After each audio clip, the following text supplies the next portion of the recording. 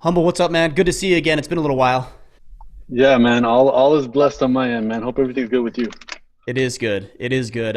We were talking before we hit record how the last time we saw each other was like right before this whole COVID restriction and everything just kind of shut down. And I got to be honest, I'm a little glad to be up in my little slice of Maine, staying out of and above the fray with all this stuff that's going on in the world right now. So is it like what is the situation up there in terms of like lockdowns and stuff? Is it intense? Is it not so intense?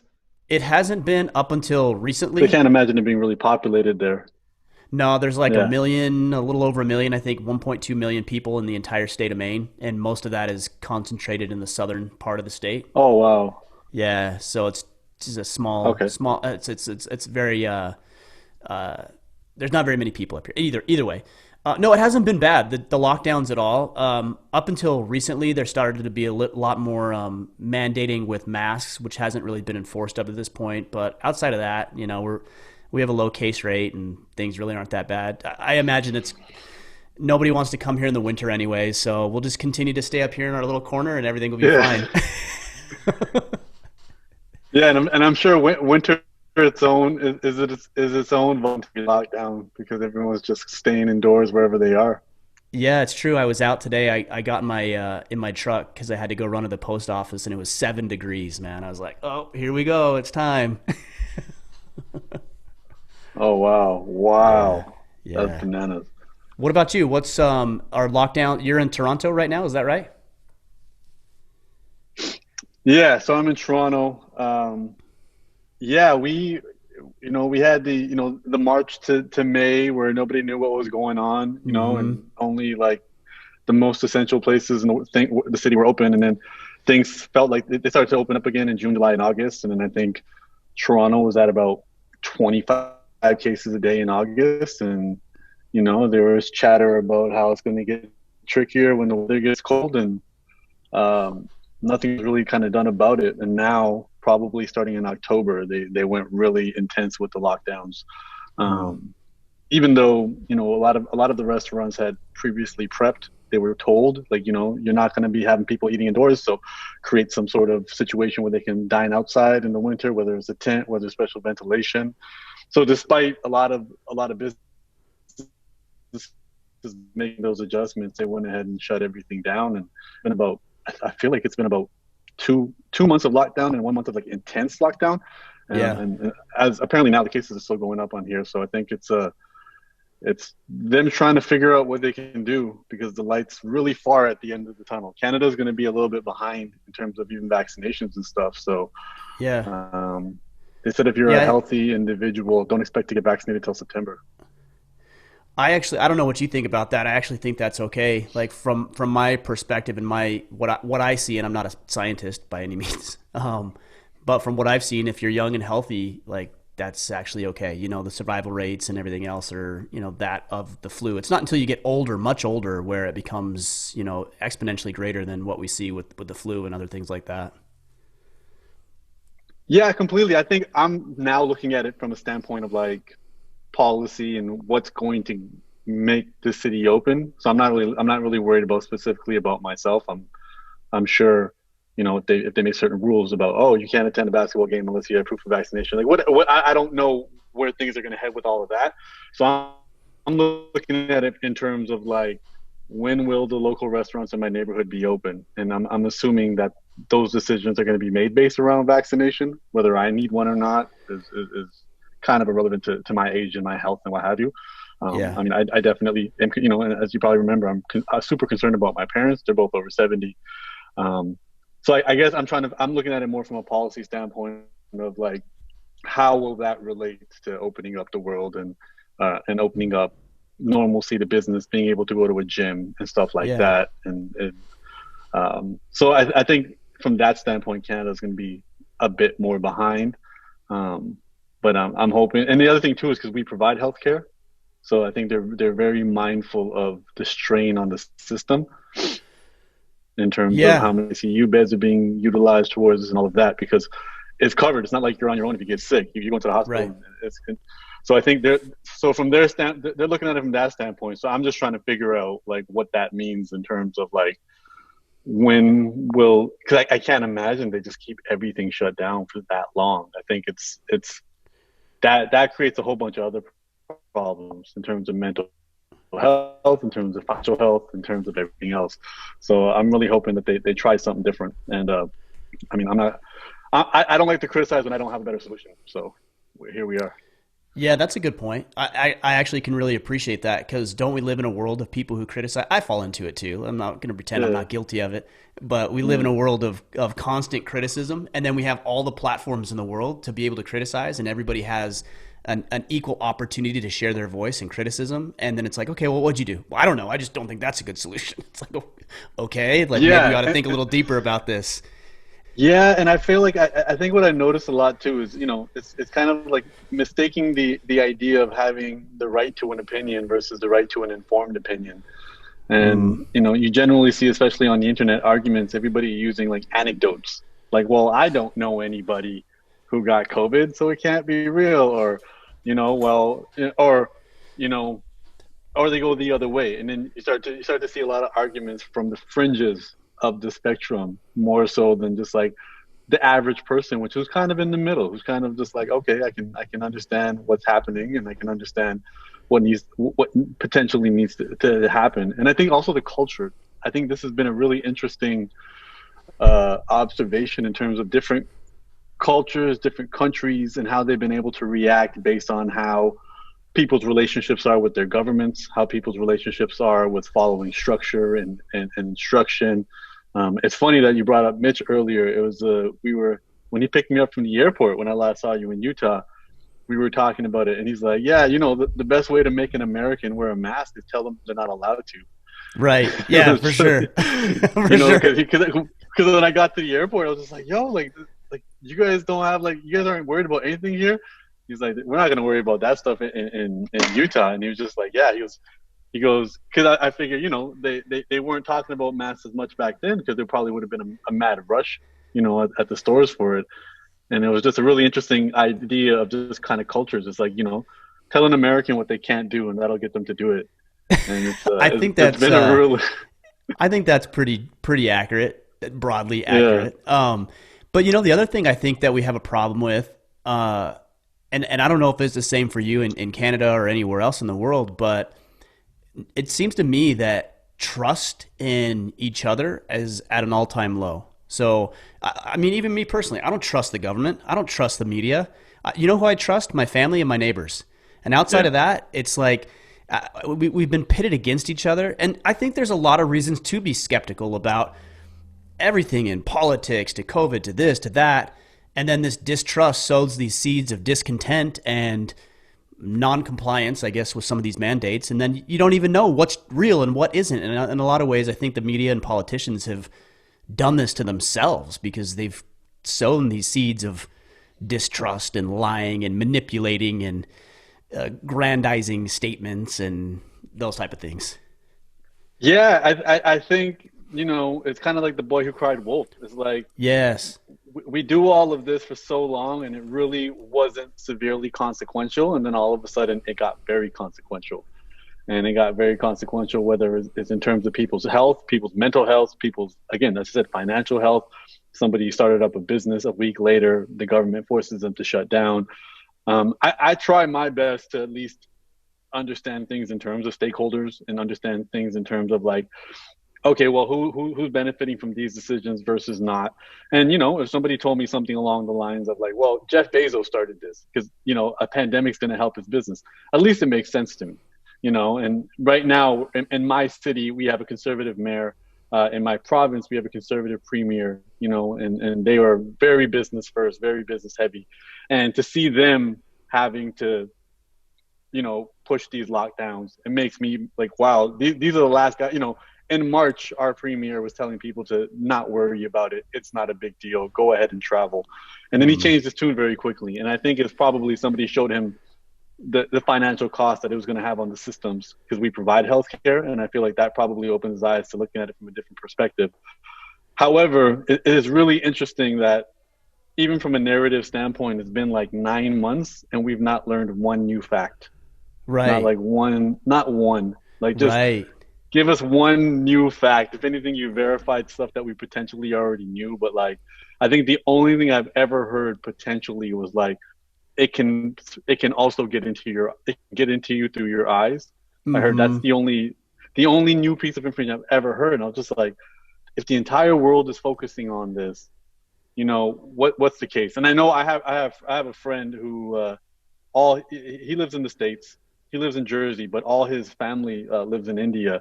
And he explained to me that when they get tested, they're also told their level of how contagious they are. Oh, So they're interesting. Okay, actually, so there's levels of yes, contagiousness. Hmm. because there's levels. Yeah, and I do think I'm not sure which organization. I don't want to say the CDC or WHO. One big organization's vaccine plan is being tested throughout India. So I guess it's their science that they're doing it, but they allow people to understand how contagious they are once they have it as well, which I think either gives a level of understanding in terms of what you should be doing if you're going to work or what have you. Um, so from that standpoint, yeah, it's really hard to kind of look at, who's saying what when there is documented history of our politicians not telling us the truth, our media not telling us the truth. But I feel like at this point now, I mean, who's winning and what are they winning from? And I guess, from that standpoint, it'll require a deeper dive for me to really understand what's going on. Because I know Bezos owns the Washington Post, but he doesn't own the rest of it. Right. So, I mean, who else is is pushing the narrative and the agenda? And also, I don't know. I also did hear a really interesting a podcast called on NPR, and they kind of talked about the government value of a life when it comes to creating recalls. So let's Mm. say, for example, reverse cameras on cars.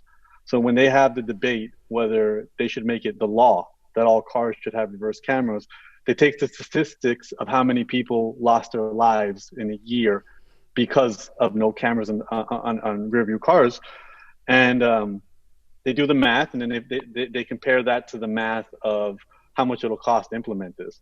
So in the 80s, the government had a human life valued at $300,000. Hmm. And the equations were based off if you pass away today, what is the average amount you would have made, You've earned. uh, you Sure. know, you would have earned. And then I think a statistician came in or an actuary came in and he changed the equation. And now I think the official number is $10 million. And Wow. so Okay. originally, when it was 300,000, it wasn't financially feasible to even put flammable labels on chemicals in the factories Right. because it would Because of have the costed more cost money to put. relative to that. Sure. Yeah. So once it went up to 10 million, that changed everything where the value of the human life increased. So it was always worth it. So apparently, based off those calculations, and again, it's really hard to get someone to look at a worst case scenario, especially if we don't have the worst case scenario. Apparently, it's cheaper financially to do a 6 month complete lockdown than it is to let this Hmm. run rampant. What's conservative? Interesting. If we go by like how Trump Right. says two Sure. million people could have died, so you take 2 million people, multiply that by $10 million. That's way worse than shutting down the entire economy for 6 months. And again, it's a mathematical conversation much more than an ethical and a moral conversation, in my Yeah. opinion. So, and it's Well, but it something can be interesting to taken to look the at. other side too, though, because I'll hear people. So you're talking about the raw numbers, right? Here's the Yeah, numbers. Here's what we assign yeah, a human value. Or, but then you have other people. I heard this the other day. In fact, I probably saw it on tweet or something, and somebody said one life is too much. And I'm like, wait, wait, wait, wait, wait. Like I understand what you're saying, the morality of that, because who wants to see people die? Like there's very few people throughout all of history that actually take pleasure in other people dying, okay? yeah. So let's just assume that the majority of us don't want to see untold numbers of people die. Hmm. But to say that one life is too much is, well, frankly, it's just an ignorant thought, because if that were true, then you would never get in a vehicle. You would never do anything to potentially exert yourself physically because there's always a risk there. And then Yeah, if you do drive in a vehicle, well, then you're putting other people at risk. So it's clearly not that one life is too much. I think what we've yeah, failed to do, at least from where I sit, is take everything as a whole collectively into consideration. It seems like we've just so heavily focused on this one factor of this virus that one person might get it. So we're going to protect that one person at the expense of all of the other factors that we're not even taking into consideration or putting into the equation. Like my wife, for example, she was at the grocery store today and she didn't have her mask on. And the guy at the thing said, if you don't put your mask on, I'm going to call the police. To my young wife, who's clearly healthy, not around anybody, with our 4-year-old son. 4-year-old son's freaked out because he said call the police, so he thought mom was going to get arrested or something. I mean, that's not like that takes its toll over time. Not one time, but over time that takes its toll, and those type of things aren't being taken into consideration. Or a restaurant owner who's owned a business for 30 years and now because he's shut down and he can't provide for his family decides that the best way to do it is to kill himself so his family can have the insurance money. What about that? You know, it's a frustrating thing for me. No, and I completely understand and respect that. And I think, and that's what makes it so challenging is the what about conversation. Because it's also like the Spanish flu took out 1% of the population. And, you know, the irony of them calling it the Spanish flu, even though its origins are in the States. You know, so we start to see the value of narrative building. But also it was the second wave. It wasn't the first wave. And what happened was the first wave didn't impact young people. The second wave, because it mutated, and then it began killing young people within 24 hours. And this was a time in history where there were no airplanes, and it still spread around the world through the military. Now that's a very hard conversation to have with a mass public and saying, you know, because even now, I think, you know, the province I'm in right now, I think they just clocked 2,000 cases today. And the government trying to say, look, our projections were 6,500. We're headed in the right direction. But everyone's like, our cases are so high and you still shut down businesses. What's the point? And I think it's the same idea where it's like, you know, the same idea where it's kind of, and I think what I do appreciate about Canada is we're not as, is the right word, intense. Like you know, people here wear masks, but I've also, you know, I went to the pharmacy and there was like a 13-year-old boy who ran in to buy a chocolate bar. He didn't have a mask, and you know, I think he's more aloof than having a stand on it. Right, nobody yelled at him. Yeah, nobody yelled. You know, nobody made it a big deal either way. And I think, you know, they kind of understood that he just, you know, didn't recognize it or remember, and they let him finish transaction and go. And I think. Again, I think this gets really intense when we start having the fringe opinions, which is like everybody, the far, you know, the far one side of the argument is one life is too much, you know, which has to be a talking point that even Trump had to say during the debate. And then the far other side of the conversation is going to be like, I have certain freedoms. Don't tell me what to do ever. Right. And then they start arguing, assuming that there's a large swath of people on both sides, when really most people are in the middle, kind of living in the I don't know isms, which is like, my sister's coworker, his father passed away, no preconditions, 76 years old. At this point, my sister calls me, she's like, don't go see mom and dad. Don't go see them. Just, you know, because it hit her. It's somebody she knows. It's got really personal for her now. And, you know, at the same time, I have to respect where she's coming from. And I'm like, hey, or I'll, you know, I can imagine in my head, you know, not playing it safe, visiting them, maybe a week later something happening, and, you know, now I'm kicking myself for the rest of my life. So I'm like, all right, I'm gonna, you know, wait this out for whatever I need to be. And I think that idea of individuals having to reconcile what they feel and how this is impacting them with how it's impacting everybody else, there's so many factors that come into play. And as I said, man, like, I don't have the answers. And then when somebody says something like, well, look, New Zealand and Australia figured it out, you're like, yeah, they're islands. You know, they're islands. They don't need, you know, they can't, they have a certain luxury to figure it out, you know, whereas, you know, we may or may not. And I had a Zoom call with a couple of other buddies recently, and the friends in Atlanta were like, clubs are open here, you know, like my kids are at school, and I can't even imagine what it feels like to be in LA or to be in New York or what have you. So my big thing is, you know, everybody has to find and create a silver lining from this in their own way, shape, or form. And if you got the energy, pick the big battles. If you don't got the energy, you know, stay alive and do what you can do for you and the people that matter for you the most. Well, and I think you're hitting on something very good right there is like there's a level of personal responsibility with this too. It's like everybody expects everybody else to do something or to behave a certain way that will ultimately keep me safe as I perceive it. Yeah. But what about your own responsibility? I'll take your folks, for example, and I try to tread lightly because I know it's a personal situation, but they also have a say in the matter. And maybe Yeah. they decide at 70 plus years old that seeing you and their children and grandchildren and everybody else is actually worth the risk. And we should honor that they have a say in the matter too. Yeah, yeah. No, completely. And trust me, my parents specifically, and I've heard my dad say it a few times, and and not too many words. He's like, "This is a specific chapter of my life that I'm not." My dad had three jobs. Mm. He was retired. He had three volunteer jobs because he can't stop working. He volunteered at the airport as a greeter. He volunteered at the hospital as a greeter, and he delivered meals to the elderly. Mm. All three of those jobs can't happen right now during this Right. pandemic. Right. So, he's going stir crazy at home, and any excuse to get him out of the house, any excuse to get him to see anybody is definitely there. And I've been visiting them regularly and just being, completely mindful. I am an individual who at least buys into the main narrative of it, but I'm tired and I'm trying my best to follow the rules the best I can, but nothing's perfect. And it's definitely, as you said, I think this this this narrative and this encouragement of personal responsibility needs to be there on a much deeper level. Um, that's probably a little bit more challenging in Canada because we do have a few more uh, what's that word, entitlements.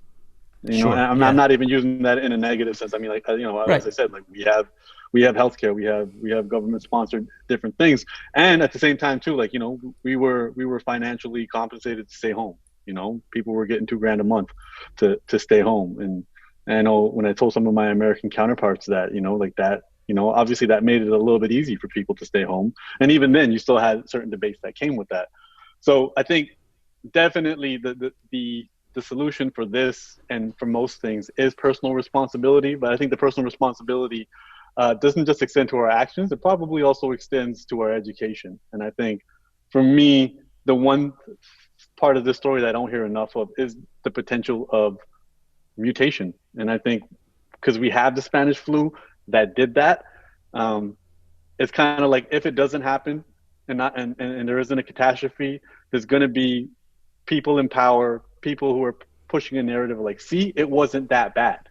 And you're like, Mm. it wasn't that bad because we had the fire extinguisher. And and it goes both ways. And it was interesting to see how it was used as a tool during the elections, because it's kind of whoever can scare you the most wins. And Yeah.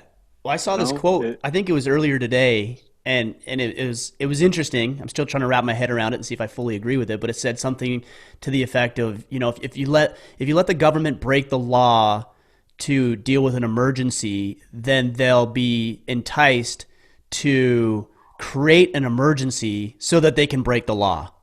And I think we're yes. kind of bumping up against some of that when it seems to me that a lot of these measures are pushed beyond the bounds and the scope of science and data, and it seems to be more just I can't quite put my finger on it why we would have a curfew, for example. It's not like COVID has a bedtime, but or goes out and parties in the evening. Like I don't understand. There's things like that just Yeah. don't make sense to me, right? It doesn't add up. And it's also recognizing that science isn't a thing. Science is a process. So Mm, science is the journey to figuring things out. It's not good point. the science. Science doesn't say anything. Science is the process of figuring things out.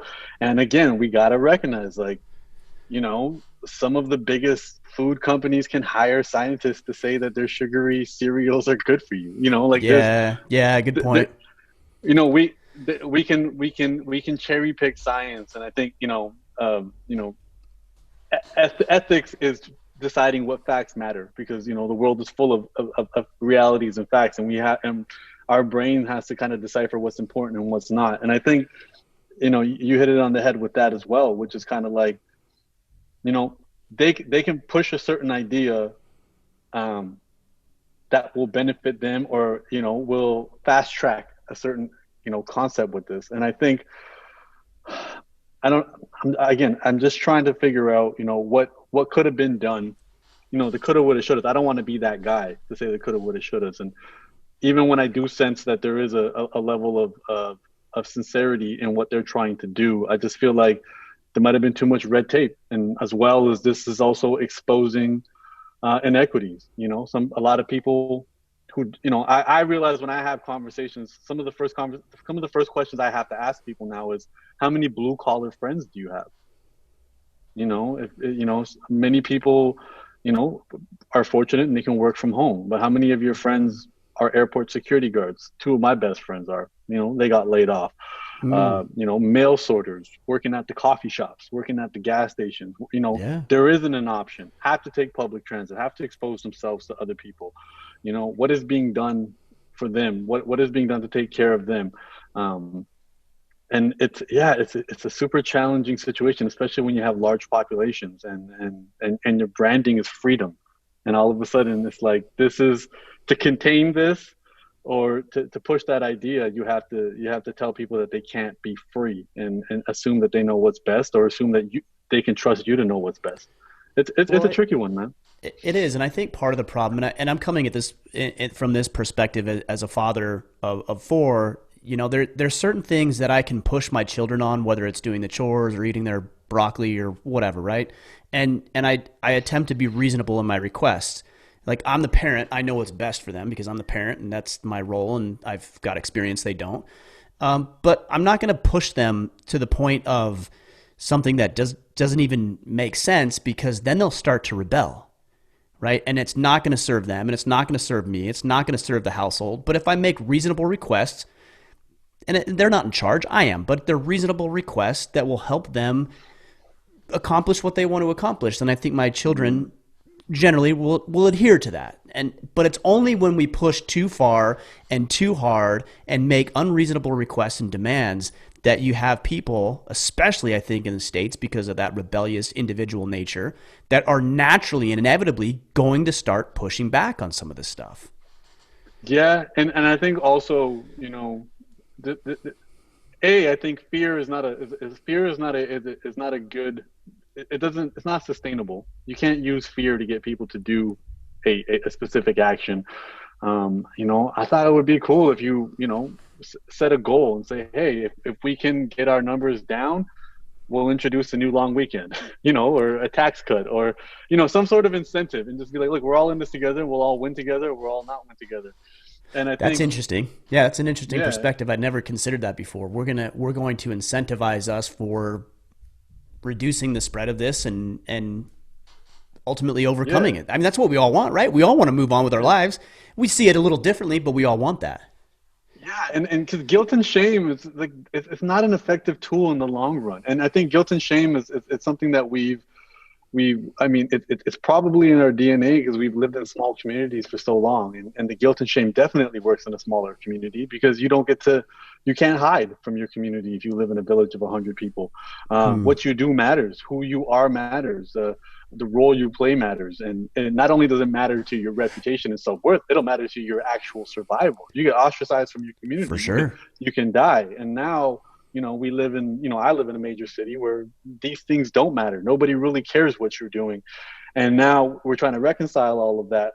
But at the same time, this guilt, this shame, this fear, all of that can only last for so long. And we have to, I used to be an elementary school teacher, and it was like, as I said, you get more with honey than vinegar, right? And it's the incentivizing, I think, would have been really interesting.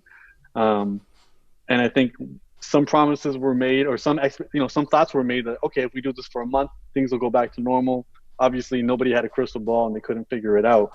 But I think it'll be interesting, and especially, I think the rumors are with Biden, he's going to introduce a 100 days of mask wearing, and Mandated his masking, promise, yeah. yeah, but his promises, and I think just, he's kind of doing the friendly grandpa with the lollipop thing. The promise is you won't have to after 100 days.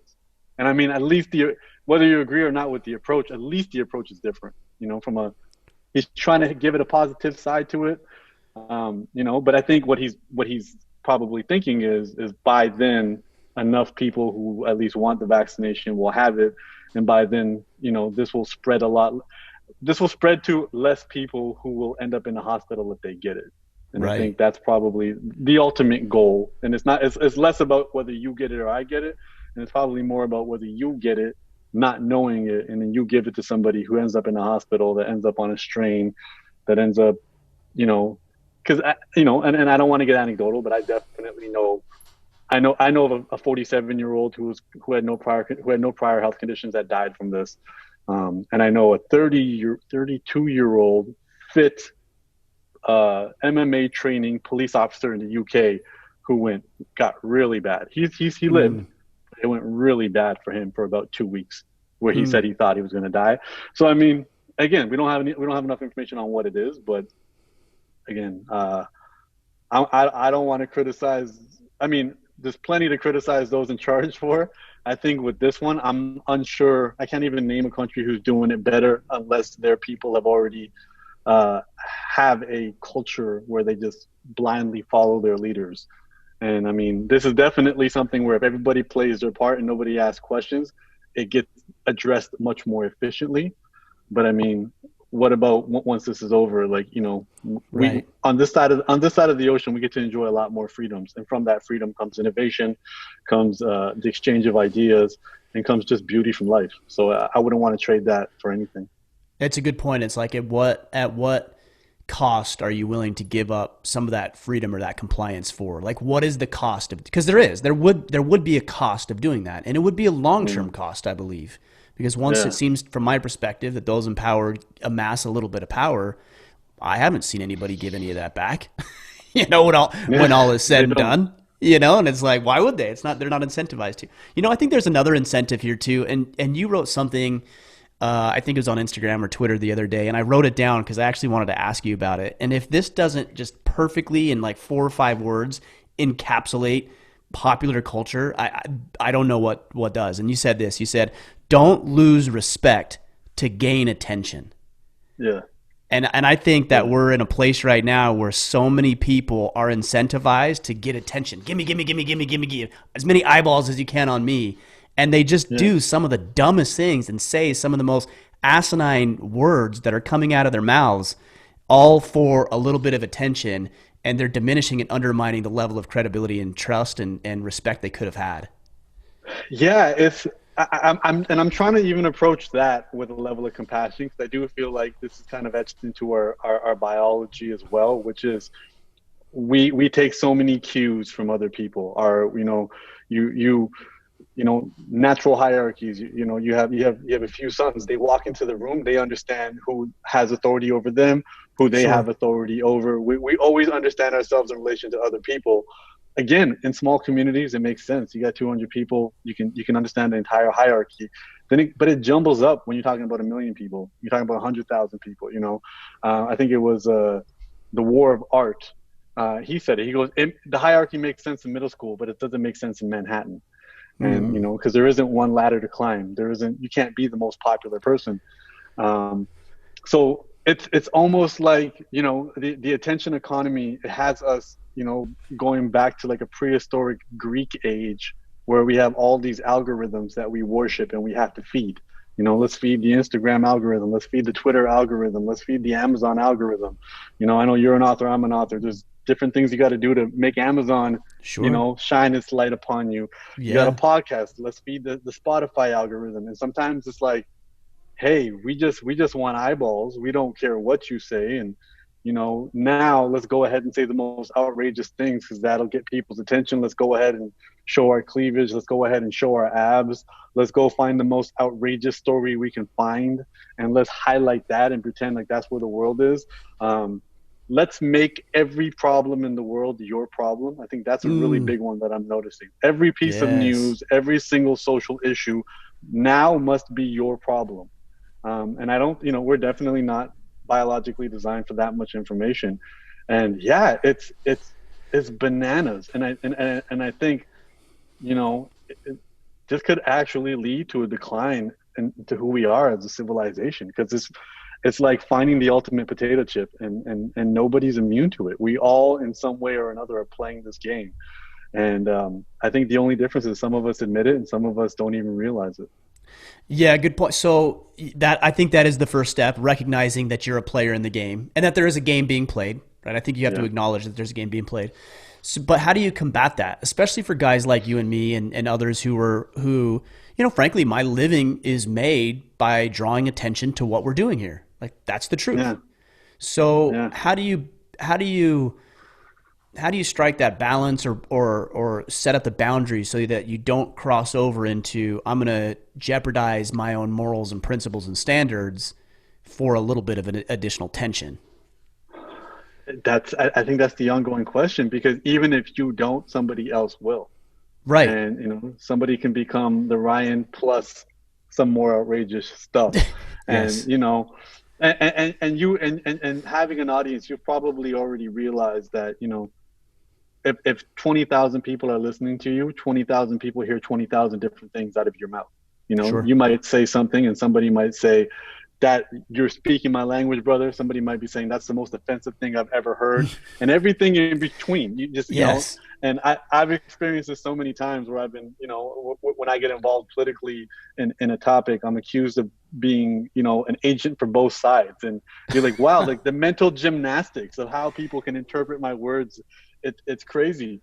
So, but at the same time, sometimes, the attention is all the same. So I think I always just focus on the word sustainable, and I don't think it's sustainable to play the attention economy game because if it was, artists like Marilyn Manson would still be relevant, but he shocked us to a point where we're no longer shocked by him.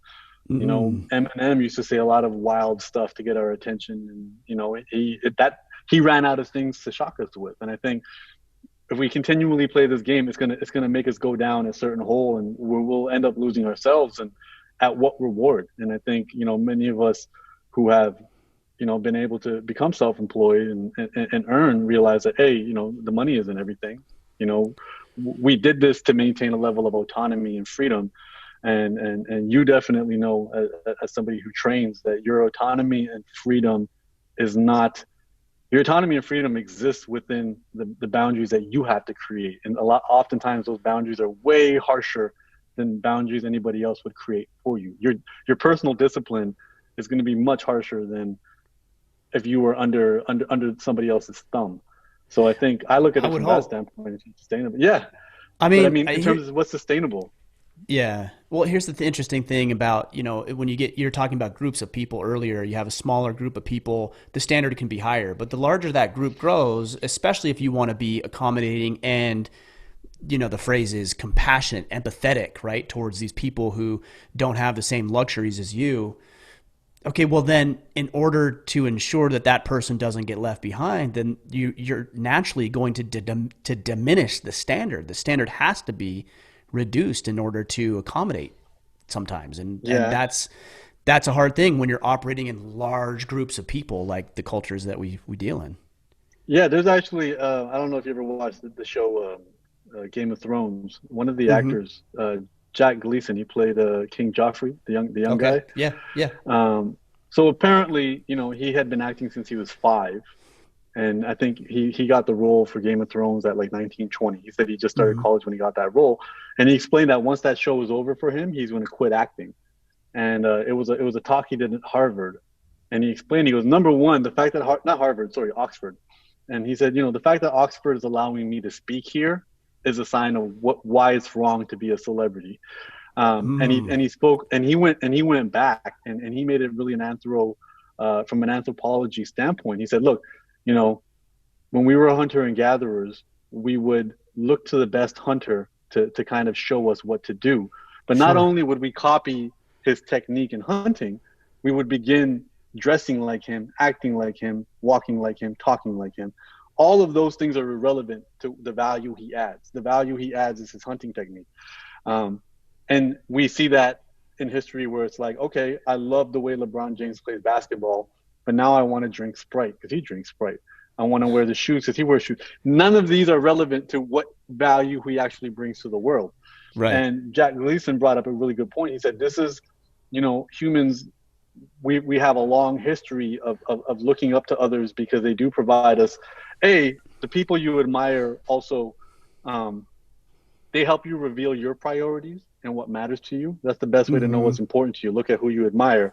Um, and it's important from that standpoint. It can go too far where we can end up worshiping, and you seeing cult leaders on various levels, from a political forum, from a religious forum, from a certain people can do no wrong. I Right. think in the MMA, well, like some people, John Jones can do no wrong. For some people, John Jones can do no right. It's you see these cults, well, what Jack Gleason brought up, he goes, but it's not good for the object of affection.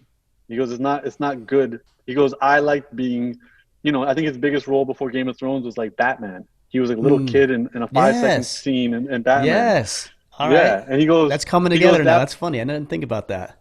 yeah. So he's like, before that, he goes, it was a great icebreaker to meet girls. He goes, and that's all it was. And he goes, I started acting because at 5 years old, it was fun to pretend to be somebody else. He goes, then I got so famous, it stopped being fun. So now I'm not doing it anymore. And he goes, I don't want to be a role model. I don't want to be the object of people. Because it's too much weight. It's too much. It's everything.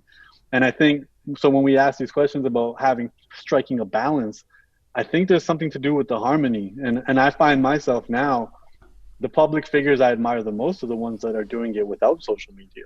There's Mm. still certain music artists, that aren't on social media regularly. They don't have to give you a peek into their life. You'll probably notice on my social media, I rarely post pictures of myself, not out of anything else, but trying to figure out how can I make this sustainable for me, which is I want to share my ideas. I want to keep it about my ideas. I want to, sure, if I post a picture with my mom and dad, it'll humanize me more, and it'll feed the monster, but that's not something sustainable. My mom got recognized at the mall once, didn't enjoy the attention, so that can't happen again. And and then it makes you mindful of your appearance, and you have, when tens of thousands of people are following you, you're going to get tens of thousands of opinions, and 0.01% is a real human being now, and they're going to say things. And I've been doing this for so long now, where I just realized, like, you're going to hear it all, and it's all going to slowly seep into your head. And I'm not sure if we can strike a balance. I think focusing on a level of harmony can work, but I think just reminding ourselves why we're doing it. And I think, you're definitely doing it in a space of service. You're trying to keep certain conversations alive, certain ideas alive. You really push a mandate of personal responsibility, which I feel is definitely the antidote to most people who feel lost in life. Sure. You push the importance of structured belief. I know through your faith. Again, I think right now the big debates on the validity of religion should not be the debate. The debate should be, do people need structured beliefs until they can form Yes. their own? I So I agree. think that, like, you're raising your sons until your sons encounter things that you can't help them with, and then they become adults. That's And that's what I you're want for them. Like, I yeah. want them to be able to formulate and come up with their own opinions, because there's going to come a point in time where they can't look up to dad and say, what should I do? Yeah, exactly. And and as I'm noticing, and I'm sure you've noticed with your parents, sometimes you become the parents. There'll be a point where, you're the old outdated man, and your son's rolling his eyes at some of the things you might be doing or saying. But That now already it's his happens. That responsibility. already There happens. you go. And then it's his responsibility to take care of you, and his responsibility to take the stuff, take the wisdom and gems that you presented him that are still relevant, and and progress things forward. Because and I think from that standpoint, all of that is super important. And I think as long as you maintain that and you're having fun, my rule is, if I'm having fun, I'll keep doing it. And it's a Mm. little idealistic, because obviously if I'm not having fun but I still have to pay the bills, I'm going to have to do it. But I think that goes back to my personal responsibility in terms of the lifestyle I choose to live, the decisions I'm making outside of this, and all of that. And can I put myself in a situation? So I've planned myself. I've planned an exit strategy if I this like gets that too you're hectic. Yeah, well, I like that you're talking about harmony. It is funny as you bring that up about your litmus test of, are you still having fun? Because I'll have a lot of guys who will ask things like, when should I quit? I'm doing this thing and it's not really taking off, and it's not doing what I want it to do or hitting my expectations. When should I throw in the towel? And my response to that, I think it would be similar to yours, and I'd like to hear what you have to say. But for me, when it's no longer meaningful, You know, if it's still meaningful and it's not paying the bills, okay, maybe you need to do something else to pay the bills, but you shouldn't throw in the towel on this thing if it's still relevant and meaningful and important to you. And Yeah. it's funny because on this harmony thing, like I know you're a creator, you're an artist, and it's like the motive is like almost a weird question, like is it art if nobody sees it?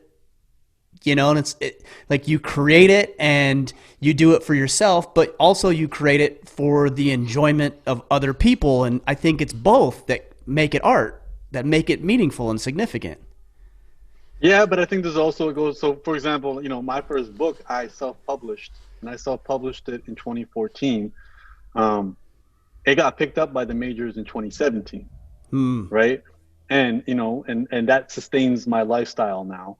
Um, More than enough that I can afford to focus on art, that I don't have to care if people see it, that Hmm. I can take a loss on. I can spend X amount of dollars on a music video or a short film or something that I believe just needs to exist, What? without But worrying if why? I'll make the money back. Why does it need to exist if you're not worried about people seeing it? Is it for Well, that's you? the thing. Well, what I realized was, had I had that mindset with the first book, then 3 years later, people did see it, people did read it.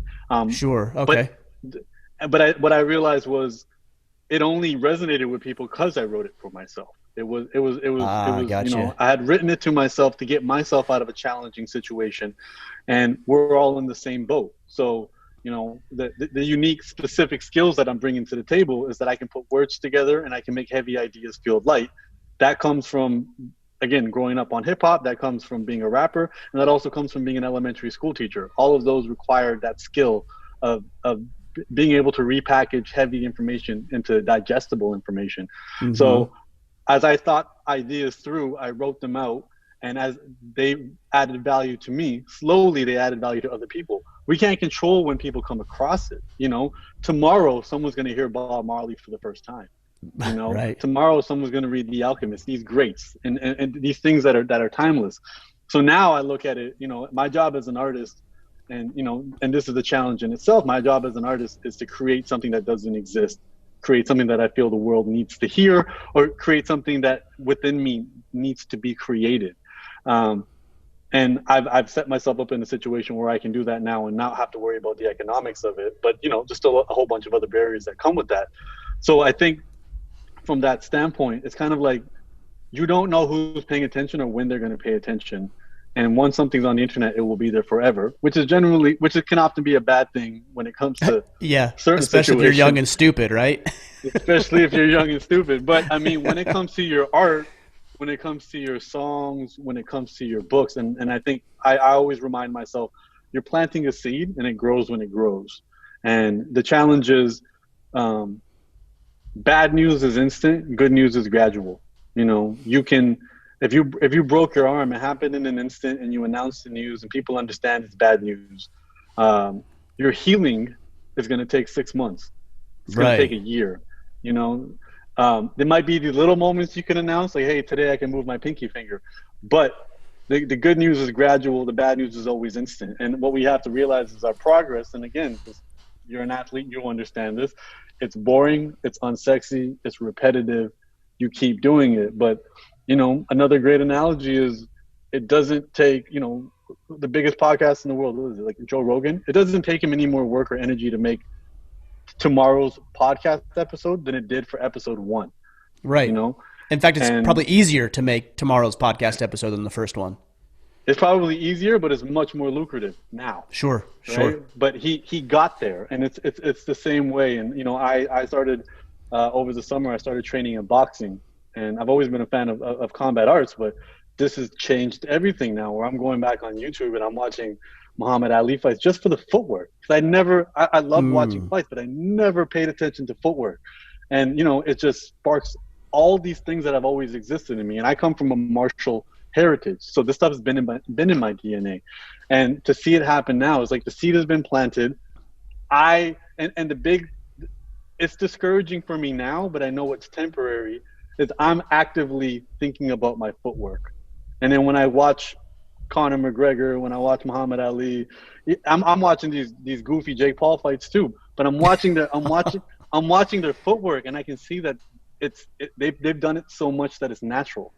And then I envy that and I want to do that. And I think there's something interesting about that idea of when we pursue these things that are fun, A, we get better, but B, once we start personally winning, everybody wins. Like when we see someone like LeBron James or somebody, a great athlete, whether it's, you know, uh, Ronaldo or somebody who just seems superhuman sometimes when they do something. Not only are they personally winning, and that's a product of the work they're doing in the gym, it's also we win by witnessing it.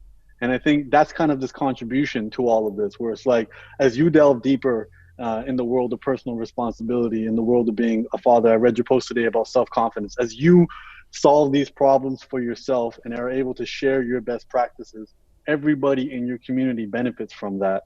And now, you're not saving anybody from dealing with problems. You're saving them from dealing with these problems, so now they can solve the next set of problems. Your sons will have a Yes. whole new set of problems, but that's how we move forward. That's the And I goal, think isn't that's it? the beauty Like, of that. Yeah. I think a lot of people believe that their life will just naturally improve once all their problems go away. And I mean, your problems are never going to go away. I actually did a podcast on this last week, and I think I titled "Elevate Your Problems," not eliminate, elevate your problems.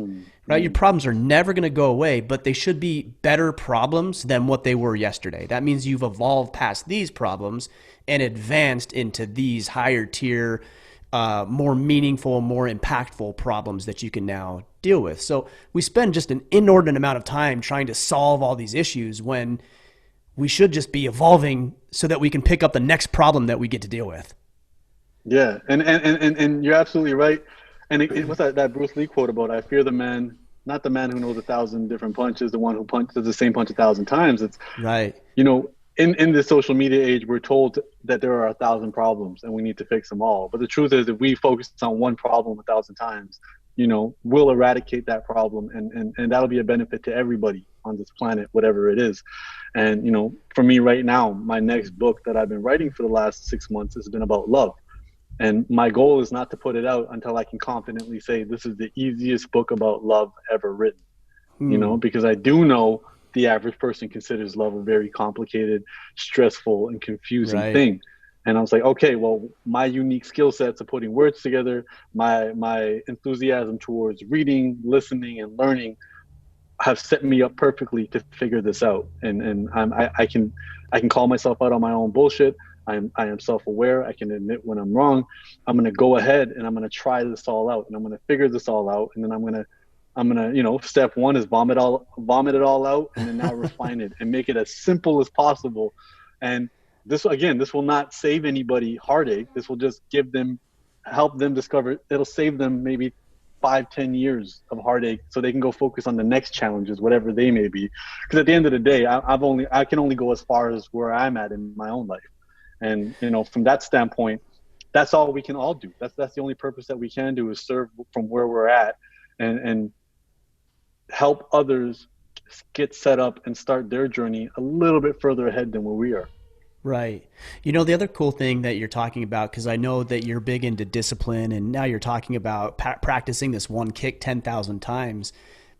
Once you get that stuff down, then you give yourself the opportunity to create.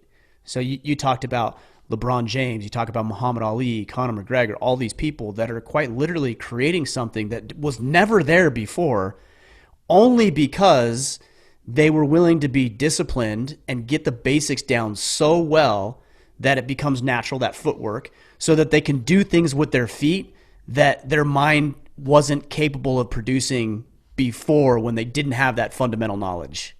Yes. And that goes back to the idea of you learn the rules to break the rules. Right. And it's like when Connor fought Cowboy, Cowboy did not expect to get a bunch of shoulders into his face, Right. which totally Right. stunned him, and pretty much ended the fight. It was shoulders, and I don't think any of us were expecting that. And I think there's this.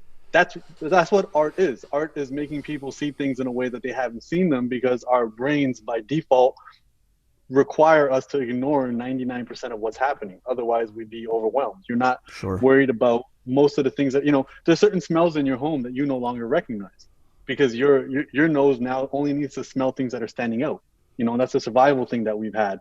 And For the artist, it's to make people revisit things and look at it from a different angle. But also it's to challenge, the sometimes the greatest nemesis of the artist is the traditionalist, the one who believes that all the answers exist in the past. Mm, And it's almost, to be an artist is to understand all of those, figure out what's relevant, push them forward, figure out what's no longer relevant, and move it aside. And as we said, probably after that cowboy fight, everybody relooked at the clinch a whole different way because they never expected to yes. get a shoulder to the nose. And I think that's the way we have to approach love. That's the way we have to approach politics. That's the way we have to approach problem solving. It's learn all these rules, understand why they exist, respect that they existed for a reason, but they're handed down to us from people who are no longer here, Mm, that aren't in the situations we're in. And now let's carry it forward. And that's gonna be the exact same thing that happens with you and your children. They're gonna take everything you've taught them, and they'll be successful if they can start to synthesize. This is relevant to today. This is no longer relevant, and now let me add in my own stuff so this can grow. So because it cannot simply just be preserving the past. And I feel like that's a big struggle we start to see as well in terms of politics, in terms of religion, in terms of culture, where you have this tug of war between both. And the answer is both. The answer is never one over the other. You have to be open to changes, and you have to be open to preserving the past and seeing what's still relevant, because best practices are best practices for a reason. how do you though begin to decipher in the moment what is still pertinent and relevant information or systems, ways of doing things, and what ought to be tested and changed and tweaked? How do you decode that? I think it probably starts with just learning the fundamentals of whatever we're talking about. And as you said, as I said, I'm still learning my footwork. I'm still learning my C step. I'm still learning where to put my weight when I punch, and there's a lot of me, hitting myself in the head every time I mess it up. And my trainer saying, don't beat yourself up. You'll get it. The more you practice it, it'll be natural. And Yeah. and I know this because for 2 years, I was procrastinating in Los Angeles. Whenever I wanted to procrastinate, when I was living in Los Angeles, I played ping pong, and then I got really good. I didn't train a day in ping pong. I just played with friends. That was the way we took breaks, and you get really good. And my footwork got better, my technique got better.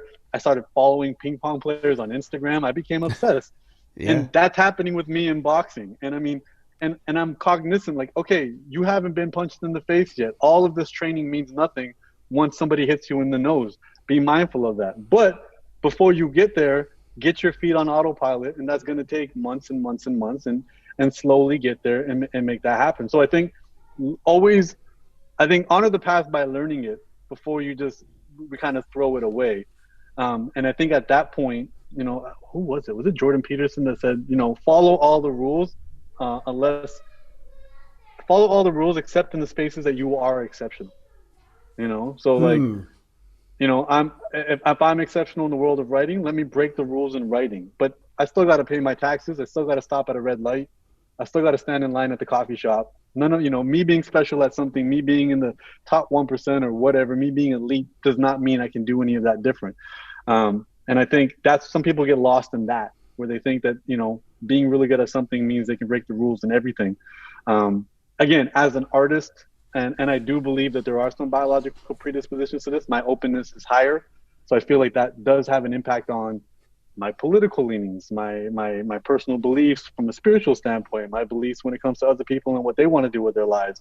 And I recognize people that are, that may not be high in openness. They might be a little bit more conservative, and then they might be, more like, let's value the structure of how things are because it's worked and things don't collapse. And then what I find the most successful is the artist, for his business, he hires a conservative CEO, and then Right. Of everybody course. wins.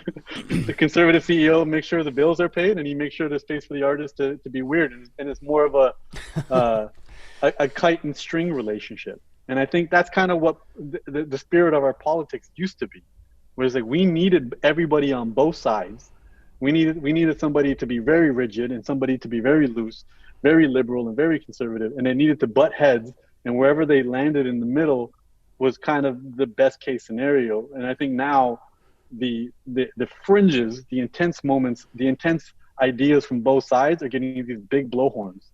and I think they're making more noise than the guys in the middle. And so I think from that standpoint, it has to go back to the fundamentals, um, and back to the idea that your credibility matters. You know, listen to people who are believable. What makes them believable? And when somebody sends me, somebody sends me a YouTube video about a conspiracy, especially around what's happening with COVID, I'm gonna ask them, if they're brave enough to send it to our mutual friend who is actually an ER doctor, so I'm like, he's going to slap you the moment you send this video. And the fact that you haven't sent him this video means that. And there's something else going on here. It's not about the information in this video. It's about your need to feel special, that you have access to some unique individual information. And, there's a lot that's said about that when it comes to people's appeals towards conspiracies. And it's kind of this idea you want to collaborate and work with them. And I think that's kind of how I look at this. So where I'm exceptional is where I should be breaking the rules. And where I'm not exceptional, I should be finding the exceptional people, leaning on them, figuring out what's happening with them, and then seeing how they're pushing it. Because things have to get pushed to their limits. We don't enjoy seeing these great players do great things until they push themselves above and beyond where they're already at. And I think that's probably the best way that we as a civilization and a species will move forward. Yeah, I agree with that. It's interesting your take on, we'll just call it exceptionalism, because I think it would be easy to fall into the trap of believing you're above people. But what I'm hearing you say is that those people who are exceptional, if they learn how to use it and harness it for the betterment and service of others, I mean, that's where it really counts, right? And it's okay to be proud of what you've accomplished and what you've done, because it is going to serve other people. It's when you start pushing them down and stepping on them because you're better than them that it becomes a problem. Complete. And I think some of that goes back to the followings. It's sometimes I get people, and I have followers that forget that I'm a normal human being who makes mistakes, and they're seeing a super small slice of me on social media. And none of this is an indication, I can put words together well. I know I put words together well. I've put way more than 10,000 hours of putting words together well to know that this is my thing. None of that means I'm going to be a great cook, but I'm sure there's a company that would pay me to promote their food. None of this means that, I'm a great dresser or a great driver, or a great partner or a great son. None of these will indicate any of those things. But I think there is something in us where we have this need to believe. And I forgot where I heard it. It was like, it started with the weatherman. We just believed him. Whatever he said was happening, we believed him, even if we can remember the times he was wrong. And it was less about his credibility and more about our need to have our need to believe that somebody's got it figured out. We need to believe that someone's got it figured out. We need to believe there was a flawless human being on this earth that gave us infinite wisdom. We need to believe that these celebrities that we look up to are perfect. We need to believe that, our crush woke up that way. We need to believe that, men don't cry. We need to believe these things because there's a foundation there. And sometimes we don't see the strength that comes in the vulnerability and the human side of it. And most of us who grew up in the 80s and the 90s, that's how it was. Our celebrities, they weren't human. They were Michael Jackson and Madonna, and you didn't imagine them going grocery shopping. You didn't know if they had families, and Will Smith, you only heard about him on July 4th weekend when he dropped the big movie. Right. And you just assumed he always had abs, and you just assumed that everything was perfect. And I think one of the positives of social media, if there is one, is now they're showing you their day-to-day lives, and sometimes they're showing you without the makeup, and they're showing you, their goofy sides and their flawed sides. And I think, that's going to be really good to help people have a healthier relationship with reality instead of the idealisms that some of us hold. Well, not only that, but also just themselves too, right? Because if you can learn to afford other people grace, as I see something that you maybe posted or something I don't agree with or something that you say or whatever, and I realize, okay, that should be taken into context into everything else he is and has said, and I afford you grace when maybe you mess up, then I think that gives me permission to afford myself some grace too. That, when I mess up or I swear at my kids or lose my patience or do something dumb or put my foot in my mouth, it's like, okay, well, like even the guys that I really admire and respect do this. I think it's okay. Let's just correct it and be better moving forward. And that's a good indication of when, for people who are listening who do get mean comments on their posts, realize that these people are telling their story more than they're telling yours. So when they do get Mm, vile and they do get violent with their words, and they do say these things, this is how they were raised, or this is how they were spoken to. And it's a bigger indication of them more so than it is of you. And I've definitely thought about that, especially with our relationship, because it's we met. We met as humans, we met as men, right. we created a relationship, and then after the fact, you got exposed to my work, I got exposed to your work. So now I know there's a mutual respect. There's an opportunity here to, if I see you post something that, whether I agree with it or not, I know who you are. And I think Yes. and I think this is a really big thing that I want to encourage everybody is find by, and again, I didn't actively search you out, but I got fortunate to cross paths with Steve, and even through listening to Steve and him tell me certain stories about his life, and me being like, whoa, like I've never even crossed paths with people like this before, because Mm-hmm. I'm a big city kid and I've lived in the big city, and everybody in the big cities kind of think and believe one way, and I went from Toronto to Los Angeles, and how people think in Los Angeles. It's I'm Toronto, New York, Los Angeles. I've never been in Middle America, and what I was told about Middle America was just crazy racist and don't ever go. Like that's how what I was raised to believe. And then you Right. start to And why meet would you believe people. any different? Why would you? And it's vice versa. You get it vice versa. So I'm very encouraging of people, and even the idea, even from a political standpoint, meeting people who would have voted differently than me, meeting people who believe in different faiths than me, these are so essential, especially if they can be done with a foundation of mutual love and respect, which is just like, okay, I can have love and respect for you, and be able to hear your side of these things, because I feel like everybody will actually find that they're still on the same page. Everybody, who doesn't, regardless of your political leanings or religious beliefs, who doesn't want the best for the people that matter the most in their lives? Who doesn't want something to look forward to in the future? Who doesn't want to feel a certain level of safety and security in their life? Like that's all of us. And recognizing who, because there are people, entities, systems, and businesses that benefit when we are divided. There are people that do that, and hearing certain language, and especially now because my people are involved in a really big protest in India right now, and hearing the language that's coming out of there, I'm seeing the words on Twitter like libtard. That's not a word Mm. that would have ever been used in India. you Mm. know that wasn't, that's a word that's a 4-year old popular word. You know what I mean? And you're Right. like, or Yeah, I think my snowflake, son called my or other son like a poo poo head the other day or something, and it's like right up there with that kind of language for sure. yeah, exactly. And you're like, okay, somebody wins when this happens. Somebody is winning when we are divided. And Mm. it's not us. When we're all on the same page, then all of a sudden, those that are trying to consolidate power, consolidate wealth, they're at the disadvantage. So they do benefit, from when we are taking sides, when we can't even hear each other, when the algorithms are designed for us to be trapped in our own echo chambers. So I never have to come across somebody who disagrees with my way of life. And if I do, then I just view them as the incarnate of evil. And so I always encourage people, like, Yes. be around people who think, look, believe, act, love differently from you. Be around these people, have these conversations, because that's how I got to where I became. I had a school teacher in high school, and it was for like a bird course I needed to take, and the first day she's like, I got two daughters, one's a stripper, one's a lesbian, and I grew up in a very conservative religious household, and I was like, what?